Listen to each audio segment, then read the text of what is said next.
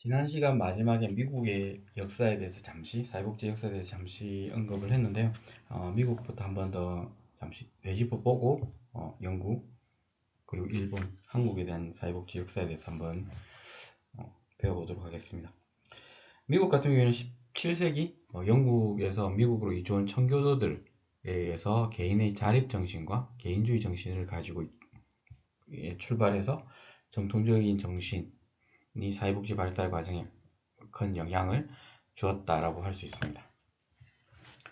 그리고 1929년 경제 대공황의 발생과 함께 연방정부는 뉴딜 정책을 통해 경제를 활성화하고 빈곤을 퇴치하는 등 빈곤 정책의 적극성을 띠고, 그리고 1935년 사회보장법의 제정을 통해서 연방정부로서는 처음으로 빈곤 구제에 대한 주요한 책임과 역할을 맡게 되었습니다. 사회보장법의 내용은 연방정부에서 관리하는 사회보험, 각 주가 관리하는 공적 부조와 사회복지 서비스에 대한 연방보조금 제도로 구성되어 있다고 할 수 있습니다. 공적 부조와 사회복지 서비스가 포함된 대책이라는 것은 영국과 달리 특이한 사항이라고 할 수 있습니다.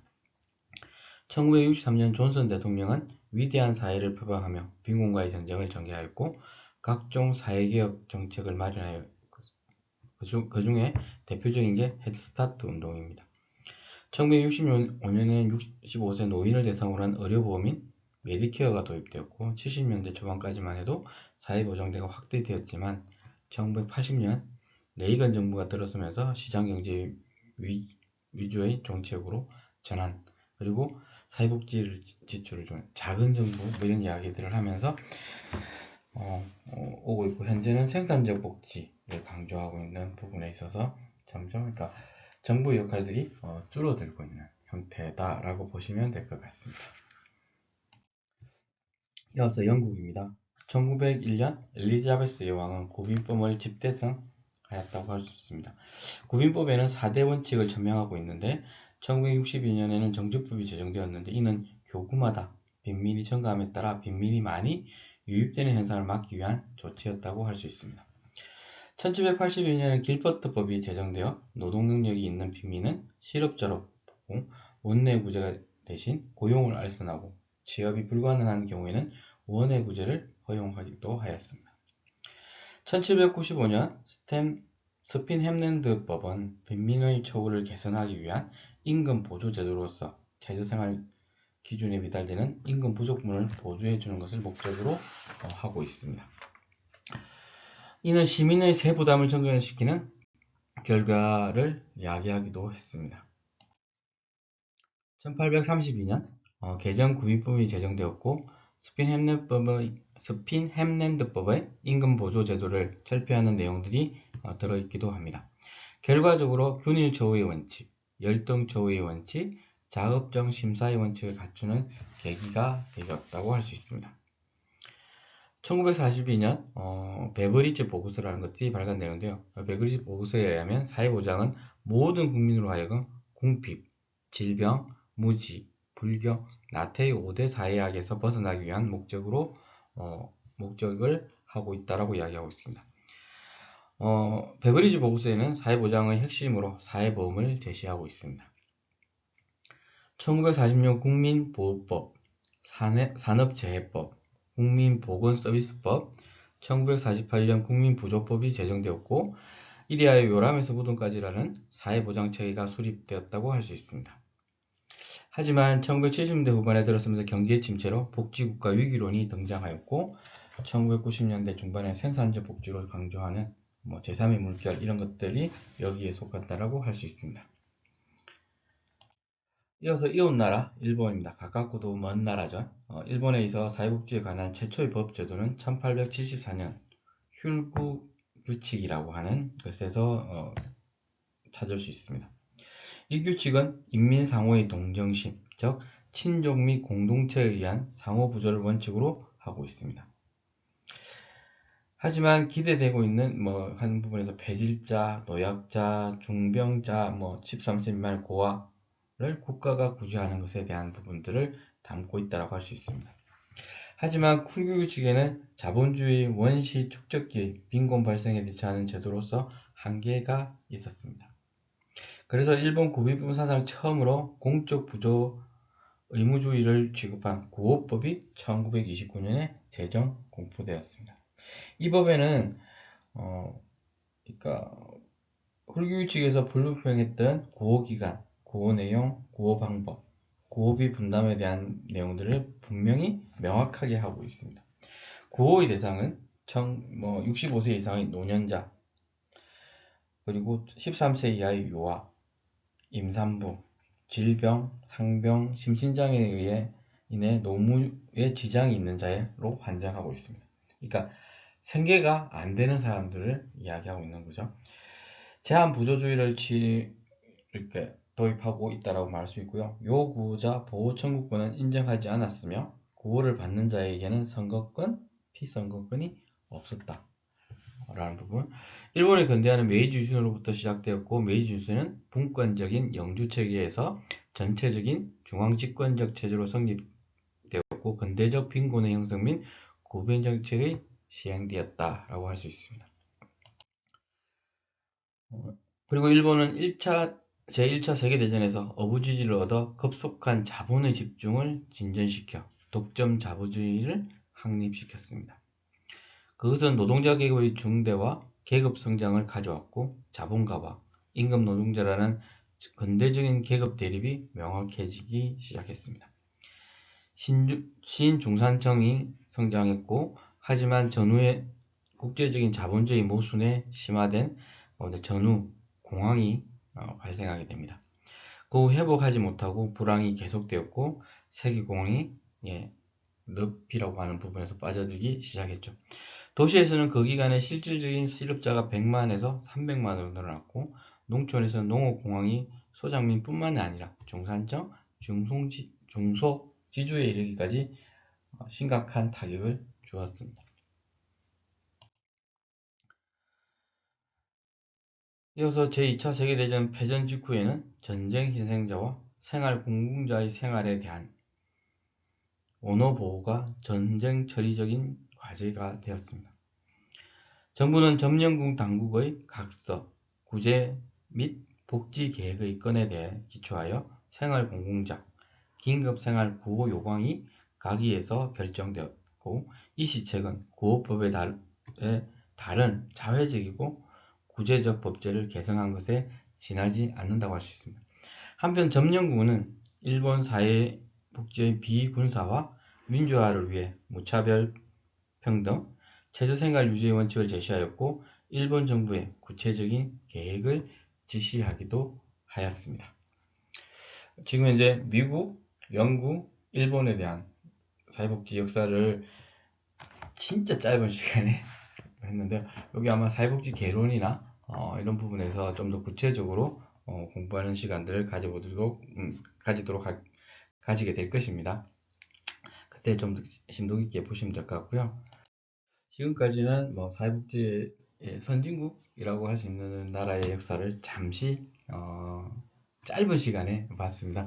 이는 사회복지 개론 시간에나 이런 다른 과목에서 사회복지의 역사에 대한 부분을 좀 더 구체적으로 배우는 시간이 될 거고요. 저희는 그러니까 역사를 배우는 과목은 아니다 보니까 간단하게 짚고 넘어가고요. 이제부터는 이제 우리나라죠.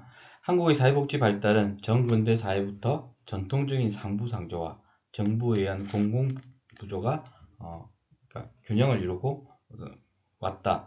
서구의 사회복지 발달은 단계적 과정을 통하여 전개되었지만 우리나라의 경우 민주주의 제도의 도입 시기가 다른 나라에 비해 늦은 만큼 전문적인 사회복지 제도의 도입에 늦게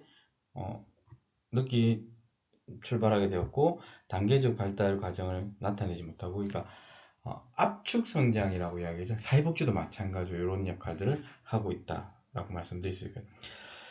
이걸 좀 역사적으로 조금 오래 가보면 삼국시대 신라, 백제, 고구려가 다같이 실시한 광국의 직업, 그리고 사군 구휼, 조조의 간면, 대곡 자무 구면, 경영 방수 등이 있다라고 이야기하고 있습니다. 그러나 삼국시대 때 획기적인 사회복지 제도는 고구려 고국천황 시대에 진대법이 제정된 사실을 들 수 있습니다. 이거는 조금 한번 찾아보시면 될 것 같고요. 고려시대는 통일시대의 폐습을 시정하고 필요에 따라 계획을 실시함으로써 임기응변적인 구제사업을 조직하였고 환과 고독, 의창, 흑창, 상평창 등이 그 예라고 할 수 있습니다. 조금씩 들어봤던 이야기들은 있죠. 이어서 조선시대의 구제사업은 유교의 자해사상을 기초로 왕이 백성의 어려움에 책임을 지고 선정을 베풀어야 하는 왕도정치의 이념을 지배하였고 국가의 책임감과 의무감을 강조함으로써 보다 체계화되었다고 할 수 있습니다. 대표적으로 비황제도와 구황제도가 있었습니다. 일제시대에서는 일본의 정치적 목적으로 사회복지 제도가 이루어졌으며 조선 구호령이 제정되어 생활보호제도의 법적 근거를 마련하였습니다. 한국의 사회복지는 정부 수립과 한국전쟁으로 인해 혼란과 국가 전체가 절대적 빈곤하에 놓여 있게 되었습니다. 이 시기에는 사회 문제의 증폭기로서 전쟁으로 인한 고아, 미망인 등 요보호자가 속출하였고 사회복지의 개입 필요성을 증폭시켰습니다. 외국 원조단체의 시설 보호와 물자 구호 및 민간 차원의 자선 활동에 국한되었습니다. 우리나라의 대부분의 사회복지 시설들이 이 시기에 사회복지 기관들이 만들어지고 활동을 시작해서 지금까지 이어놓고 전 세계적으로 유례가 없다라고 이야기 드렸는데 원조를 받든 외국의 지원을 받던 나라가 지원을 하는 전 세계적으로 유일한 나라가 대한민국이다. 그만큼 자부심을 가질 필요가 있습니다. 그리고 그 속에서 사회복지사들이 가지는 역할들이 구체화되고 있다라고 말씀드릴 수 있을 것 같고요.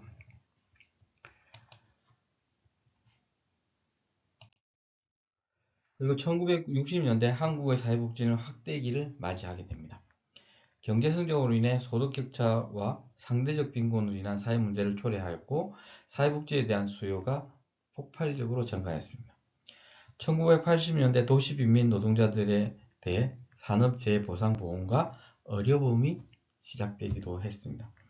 이후 사회복지는 정책적으로 성숙기에 접어들어 사회복지의 형태는 과거의 정권 유지 혹은 선성장 후분배 논리의 그 명분만을 유지하고 있다가 조금 이제 한점 갔던 것 중에 하나가 전국민 의료보험, 지금은 건강보험이라고 하는 제도의 도입, 그리고 국민연금, 최저임금제 이런 것들이 획기적으로 제도적으로 자리매김하면서 우리나라의 복지를 이끌고 있다라고 보시면 될 것 같아요.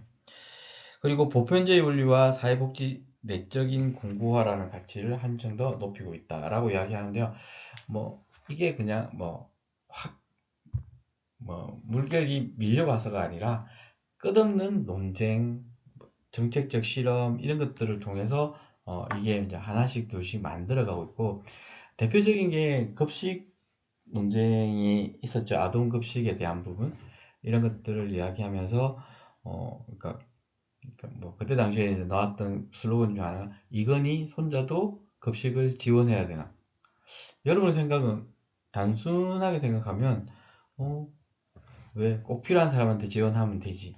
하지만 정책적인 부분에 있어서는 그런 차별에 대한 부분 대표적인 게 이제 저도 이제 얼마 되지 않았지만 아동수당이라는 것들이 있습니다.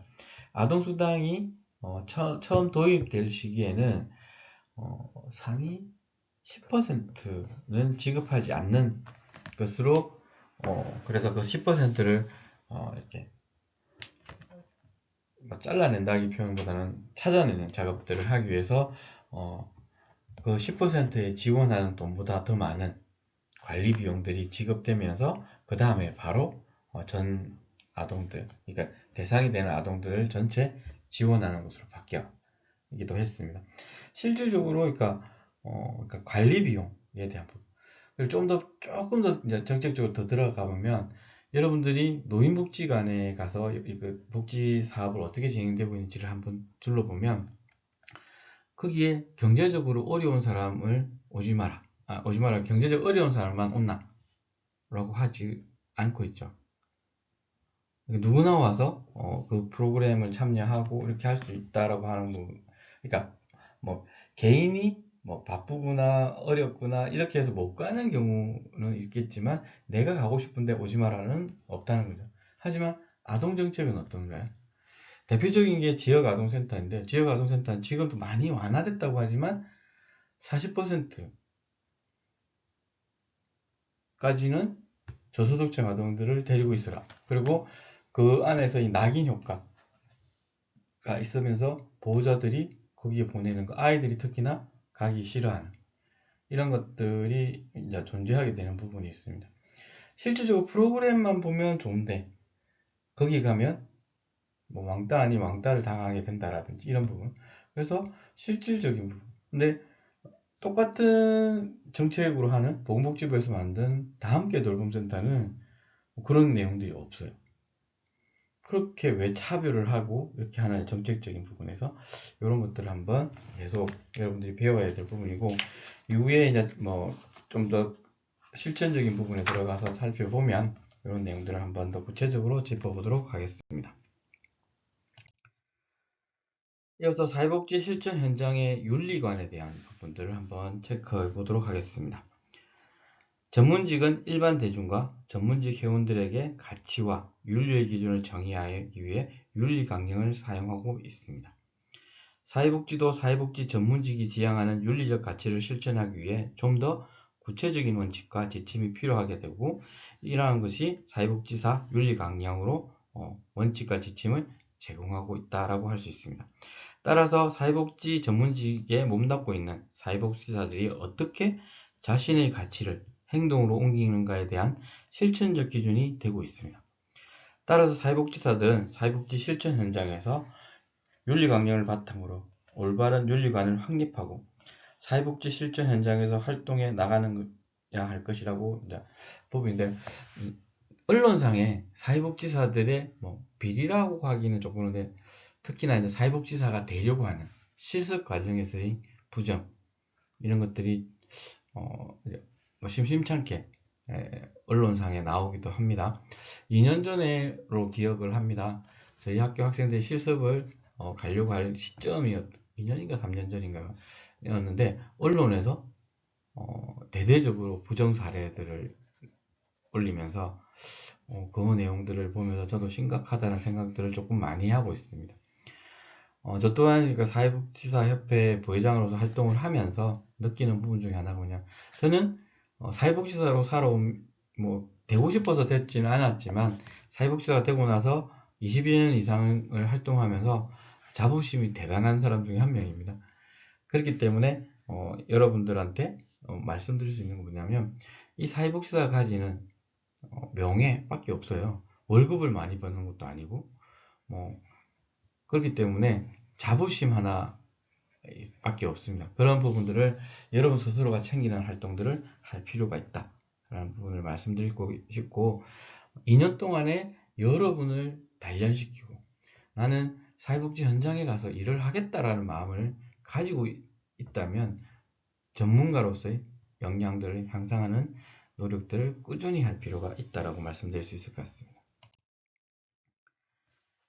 사회복지는 인간의 존엄을 기본 가치로 하는 실천 학문이라고 할 수 있습니다. 인간의 존엄이란 인간의 생명은 누구나도 바꿀 수 없는 소중한 것이고, 그렇기 때문에 인간은 누구나 존중받을 권리가 있음을 뜻하고 있습니다.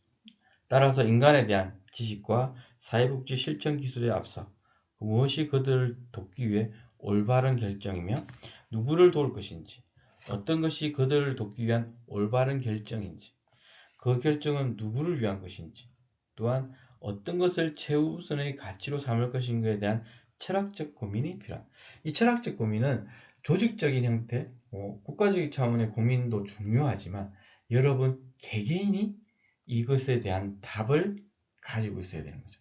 그것을 어떻게, 그래서 여러분들이 윤리를 관을 명확하게 가져갈 필요가 있다. 나의 가치가 맞는 이런 것들을 챙길 필요가 있다라고 말씀드릴 수 있을 것 같고요. 그리고 따라서 인간에 대한 지식 뭐 이런 부분을 좀 같이 보시면 될 것 같고, 사회복지 현장에서 윤리적 의사결정은 인간 존엄을 바탕으로 클라이언트의 문제를 해결하기 위한 가치 판단의 기준과 행동 지침을 제공하는 데 있다라고 할 수 있습니다.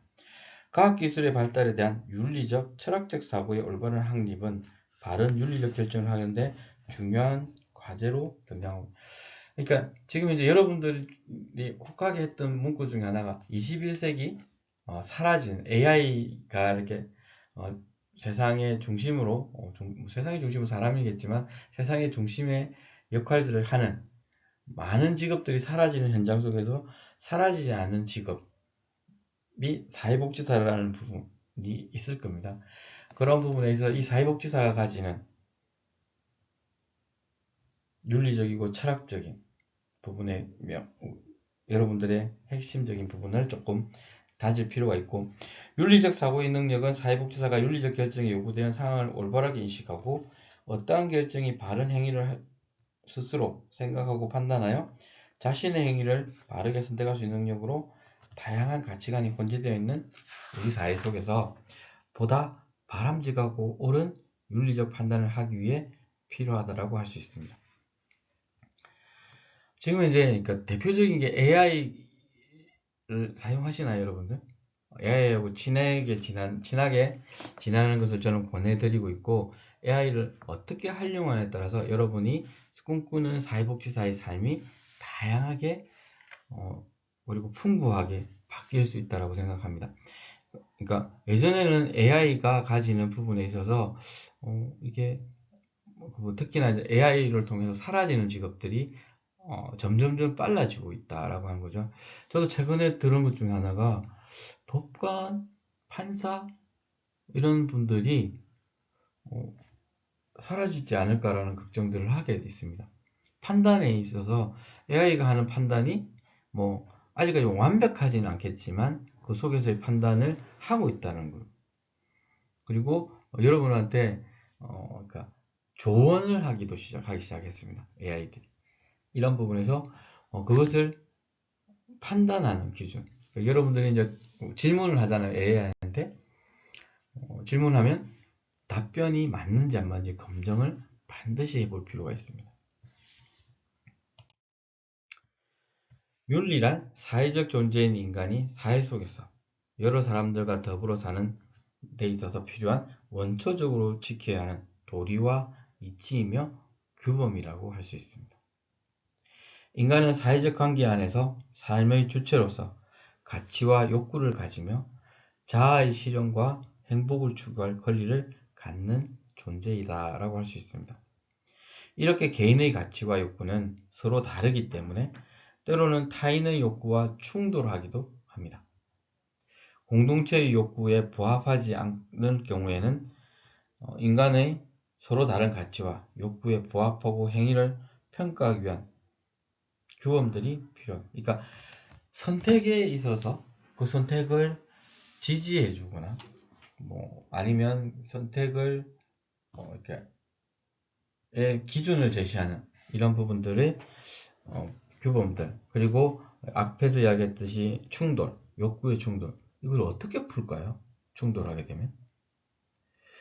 그러니까 지금 현재 많은 사회복지 현장에서 저는 이제 농담 삼아 이야기하는 것 중에 하나가 사회복지 전문 변호사가 반드시 필요하게 되는 사회가 되고 있다. 미국에서 가장 많이 하는 변호사들의 업무 중에 하나가 사회복지에 있어서의 소송이라고 할 수 있다고 한다면, 이런 부분에서 규범으로서 이것을 해결하는, 그리고 여러분들의 능력 중에 사람의 말을 잘 듣고 이것을 중재하거나 소통하는 역할들을 잘 한다면 앞으로의 사회복지 길이 조금 밝지 않을까라고 말씀드릴 수 있을 것 같습니다. 그리고 윤리적 결정을 했다면 윤리적 결정 과정을 상세하게 기록으로 남겨야 합니다. 왜냐하면 이 부분이 그러니까 조금 더 갈등의 요소들을 담고 있기 때문입니다. 윤리적 결정은 사회복지 실천의 일부분으로 문서화되어야 합니다. 의사결정의 중요한 부분은 과정이라고 할 수 있고, 의사결정 과정에서 윤리적 쟁점에 대한 사회복지사들의 상이한 견해가 교환되는 하나의 과정이다라고 말씀드릴 수 있고, 이해와 통찰이 향상될 수 있다면 상이한 견해를 가진 것은 좋다. 그러니까 소통이 원활하다면 갈등도 우리에게 있어서는 소중한 경험이 될 수 있습니다. 근데 그 갈등이 갈등을 위한 갈등이 되는 부분들이 많기 때문에, 그러니까 반대를 위한 반대, 이런 것들을 조금 잘할 수 있는 부분이 좀 필요하지 않을까. 그래서 이 윤리적인 부분에 대한 고민들을 함께 해봤고요. 이후부터는 이 장부터는 사회복지 실천 분야에 대한 하나씩 장애, 아동, 여성 이런 부분들까지 짚어보는 시간들을 가지도록 하겠습니다. 수고하셨습니다.